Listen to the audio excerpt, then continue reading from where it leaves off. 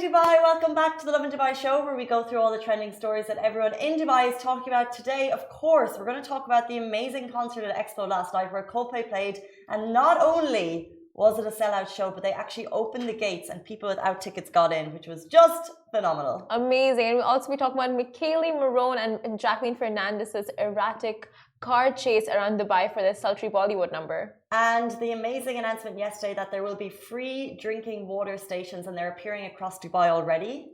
And an online show that discusses the trials and tribulations of dating in Dubai.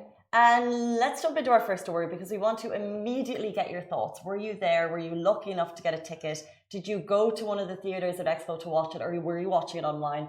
Because of course last night Coldplay played at Expo and it was a spectacular show. It was a sky full of stars. It's like something you do. And we're still waiting on exact numbers, but we know people from all over the world tuned in to watch it. It was an incredible event from start to finish, and there were some really amazing moments for the people that were there. For example, they actually opened the barriers at some point. So the people who were around Al Wasl Plaza who didn't have tickets, at some point during the show, they actually just opened the barriers and people just flooded in, and it was amazing. I mean, why not? It's Coldplay. Like, give the people what they want. Well, it was crazy because when I got there. And I got there 3 hours ahead of when it was meant to start. And it was just so, for me, I'd love to get your experiences, but it was super seamless. The only thing is I nabbed a seat. So they have like... Nice. Yes, but then I couldn't actually see the stage. Oh. But you could see it all around you. And it was like, even Chris Martin said it himself when he spoke to the crowd. He was like, I was expecting to be speaking to an empty shopping mall. But this is an immersive yeah, exactly. He was like, and then he started like making all these phrases. He was like, oh, it's so great to be back at work. And you could see he literally was like upping his own tempo. And he was like, I thought it was gonna be like an empty shopping mall, but this is an incredible immersive experience. Thank you for coming far and wide. And then he also shouted out Her Excellency Reem Ibrahim Al Hashimi, who's of course head of Expo, and he said thank you to the Reem team. That's cute. For making it happen. Yeah, that's so cute. But the fact that you waited so long for this and now it was well worth the wait, wasn't it? Yeah, I think the first song, I actually felt kind of emotional. I think it's because I built it up so much in my head. But he was so on point. I actually saw a comment, and I think it's so interesting to get everyone's views of the show. But I saw a comment and they said that they thought the sound wasn't great, and I thought, in my tone-deaf head, he was spot on. He was just perfection. Every single song nailed it. Sky Full of Stars, Viva La Vida, of course, the song with BTS. He was like, at the beginning of that, he was like, at one point in a band's life, you realize you need to make a song in Korean.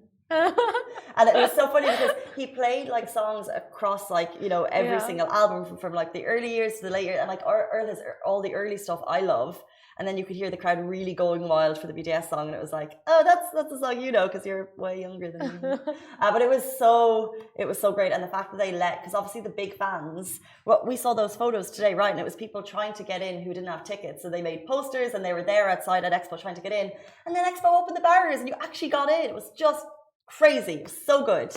Ask and thou shalt receive. They literally went for it. They went for it, and Expo, like, that's incredible for them also to just.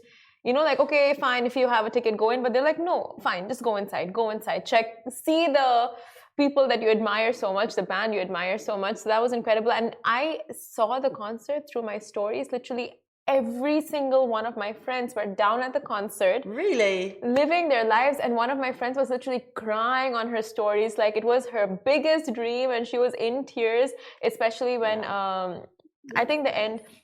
Was it you? What? Oh my God, was the friend that I saw you crying? Oh no, I didn't take any stories. Oh my, yeah, enjoying the moment. Well, I took videos, I just didn't post it. Not really, I just didn't post any stories, so it wasn't me crying. And they gave LED wristbands. Yeah, but like, that's the whole thing. So it was like the whole, obviously it's the biggest LED production in the world, so the whole roof is Chris Martin. So yes, it was really frustrating for me not being able to see the stage. And when I looked at everyone else's stories today, I didn't realize it last night because I was like, oh, I'm sure. Then I looked at everyone else's stories and I was like, oh, you really saw him like, oh, so good. But I saw like little bits of him pop out.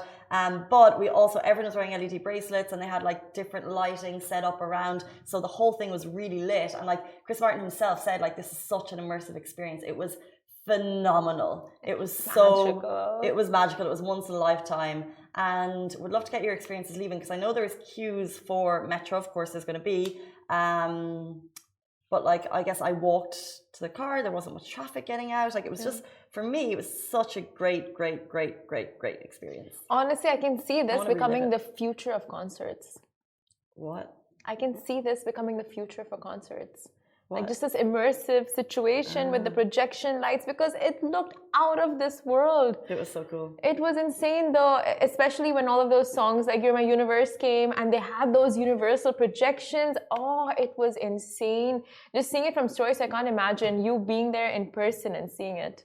I'm so sorry. I'm just reading the tickets, and Warren and Moses says I was the victim of a fake ticket. Warren, I'm so sorry. I can't even imagine how dreadfully disappointing that must have been. If you want to share with us on DMs how it happened, like even me going through scanning my ticket, I was like, please work, because you don't know. Like I got it from a colleague, and she'd been in the lottery, Malika. But imagine if it, like, I was like, it's a little fear, you know. Of course. What if somehow that. Because it was just on a WhatsApp. Like, what if it went to someone else? So Warren, oh I'm so my sorry. God, that's so sad. I wonder how much he paid for it. Quite a lot, I'm sure.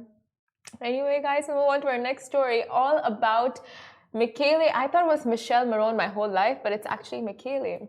Now, Michele Morrone and Jacqueline Fernandez's erratic car chase around Dubai for their sultry Bollywood number, Morrone, Bollywood's latest sultry music video starring 365-day star Michele Morrone and B-Town diva, Bollywood diva, Jacqueline Fernandez had the internet in a frenzy from the word go. Now, the music video racked up millions of views in less than 24 hours of its release. And apart from Jackie and Michele's sizzling chemistry, the highlight of the video was most definitely the spectacular Dubai backdrops. And of course, the fact that they were serving up some major Mr. and Mrs. Smith vibes. That takes us back to Brad and Ange back in the day. The two were in this like crazy car chase sequence around Dubai Sheikh Zayed Road. Now, the track has been composed by Tony Kakkar along with Neha Kakkar, while Shakti Mohan was behind the slick choreography, and Morrone was shot back in 2021 at Dubai, and the two glam actors are no strangers to the skyscraper-studded city whatsoever. And whilst Fernandez is currently in India promoting the video, Morrone was jazzing up Dubai's nightlife scene just up until a few days ago. Yes, he was. And Murur Galalti, who's the director of the international collaboration, raved on about how Jacqueline, being the real-life boss lady that she is, she actually drove the muscle car at 100 miles per hour on Dubai streets without any stunt double. I was like, oh, wow. But then that's quite normal, 100 kilometers per hour. That's quite in the speed limit. I get confused between kilometers and miles. It's like 100 and like 120 is the highest. No, that's kilometers though. Kilometers per hour. This is miles. Miles per hour. Okay, so you're driving. Let's assume it's 100 kilometers per hour. Yeah, then it would be well within the speed limit. She drove well within the speed limit.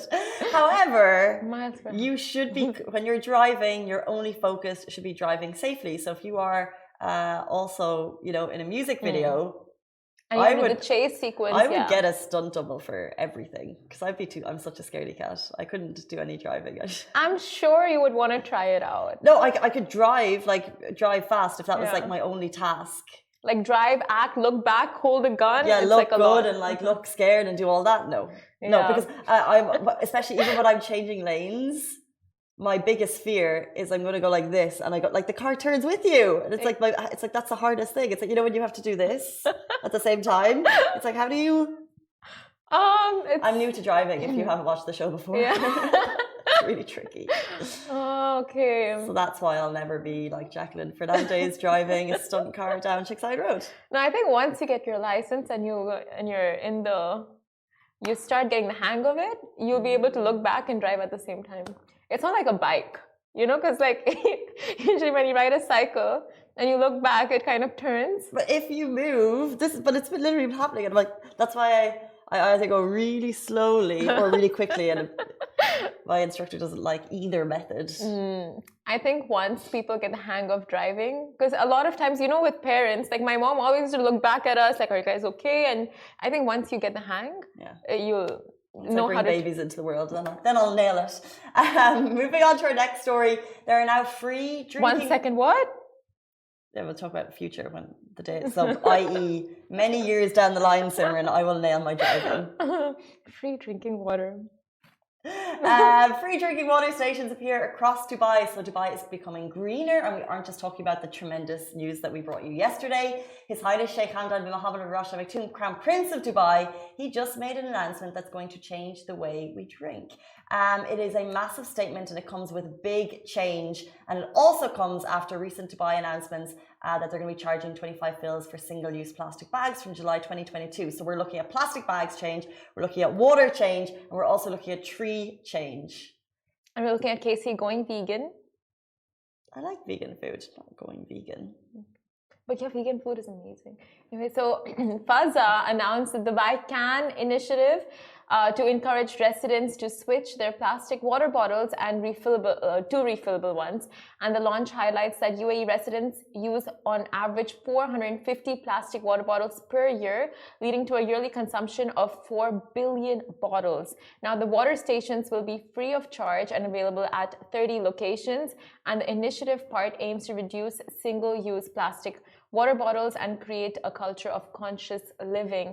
And it is insane. So once I went to my friend's dorm, and she doesn't have like that the water dispenser, and she keeps having to buy water bottles, and the amount of plastic that just goes to waste on a weekly basis. Like imagine 3 bottles of water, plastic bottles being thrown every single day, and that's one person.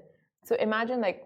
Exactly, and that's the thing, because that's not uncommon here, because water is readily available, of course, in bottles, and it's free, and we don't drink from the taps. So what this incredible initiative doing is encouraging a new habit. It's habit building.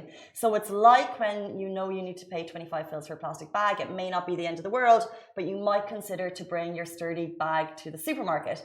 This will remind you that we always complain about restaurants not giving free water. Right now, at the beach, at that stunning West Beach, also at the Palm, at 30 locations across Dubai, Al Fahidi neighborhood, Al Seef, they all now have free drinking water. So you can never complain about not having free drinking water in Dubai again, because if you think about it, and if you habit build and you bring your reusable bottle to these 30 areas, you'll be able to get your free water. How lucky are we, Casey? We have our Lovin Dubai reusable water bottles. Yes, we do. And we flex on that. We take it everywhere. So we are sorted. The free water is basically the biggest flex for us.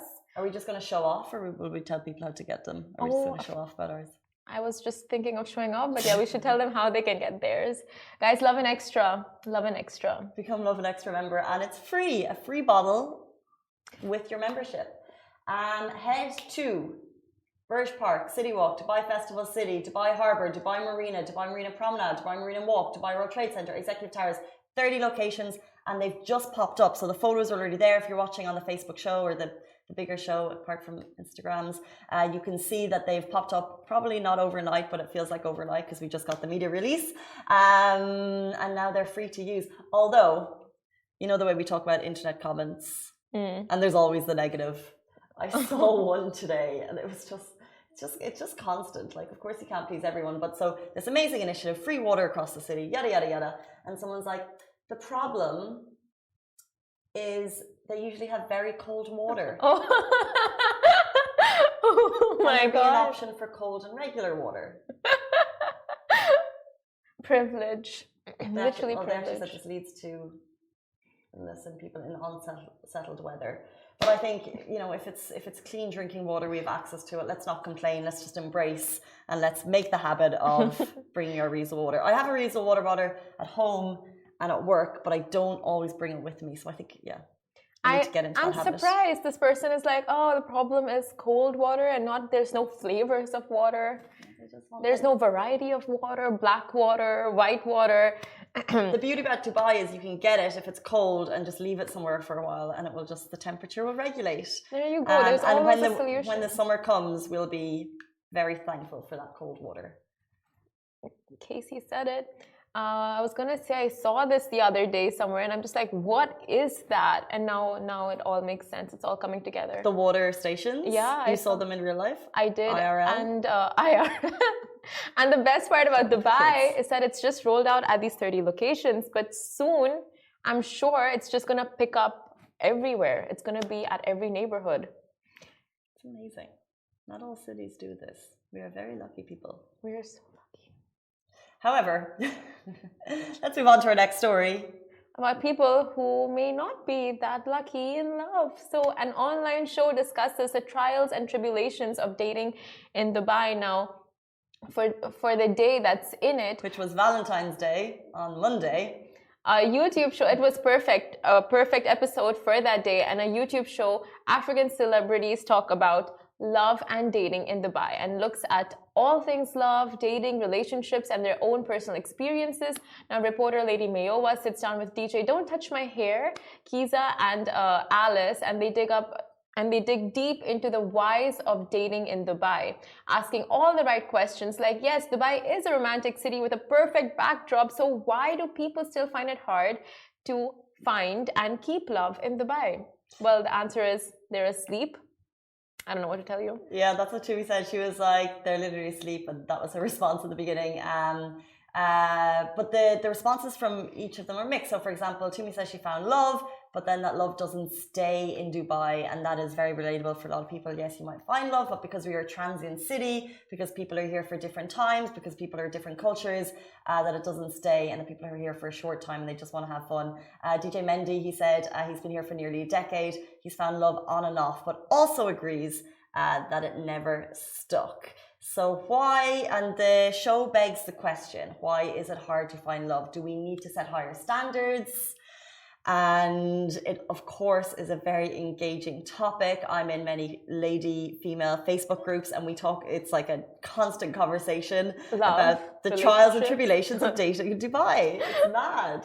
It really is. I think it's just a whole bag of experiences that people face over here. That too, with a lot of expats coming in, like they very rightly mentioned on the show, they come in for a very short period of time. They come in for like certain goals, that they're coming to achieve. And once they achieve them, they're back home, or they, think of settling somewhere else. Like they come for studies and then they're off, or they come to work on a project and then they're off. So it's like, it makes sense, the whole part of saying you find, but you don't, like it doesn't stay. I agree. I think it is very hard to meet the one here. However, I don't think Dubai is any different to any other big city lifestyle.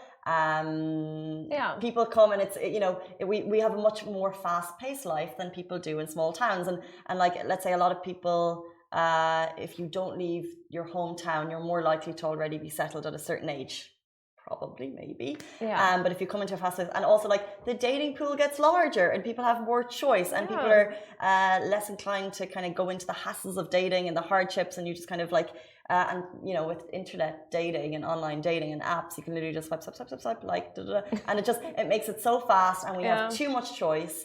I don't necessarily think it's a good thing. I was single in Dubai for a long time, and it's not fun. It's really hard to meet like someone that you're on the same wavelength with, that you have like the same goals and the same future ideas. Obviously it's the same everywhere, but I just think cities, it's sometimes harder. But eventually you found love in a hopeless place. And a man? Well, love would be the man. Yeah. I mean, it works out. I mean, yeah, like you said, it's like every other big city, cosmopolitan city. And of course, like over here, some may say that you find people that are too ambitious, that are very money-minded, that are very career-focused. But it's really, it's generalizing. But that's actually true, because that's what DJ Mendy was saying in the show, because it's like you look at someone's Instagram, and you always look at the Instagram and you get this idea, you get a perception of a person before you even meet them. Yeah. Do they have the same values of you, and what type of values does this person actually have, and are they in line with mine?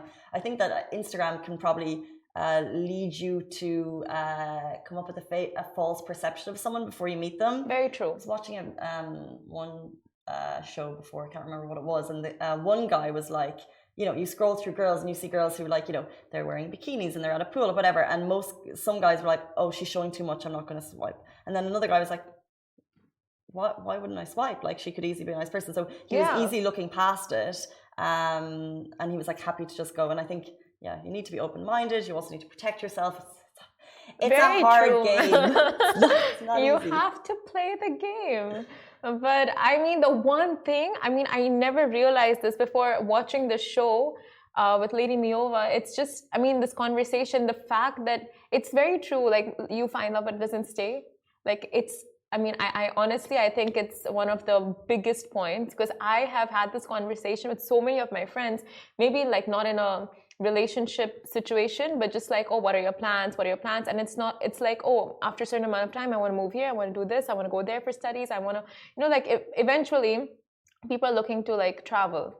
So it's 100%. And different cultures have different kind of timelines and even, yeah. So, the show asks the question, why is it harder to find love? If you know, if you have that answer, could you let us know? And do we need to set higher standards rather than like getting into these interesting entanglements? And I thought that was a fabulous word used by Alice. How do we keep ourselves on the straight and narrow and keep ourselves out of trouble? You don't want to be swindled. Don't want to be swindled. I believe that is it for us on the Lovin Dubai show this morning. Thank you so much for tuning in. Goodbye from me. Goodbye from me. Stay safe and wash your hands.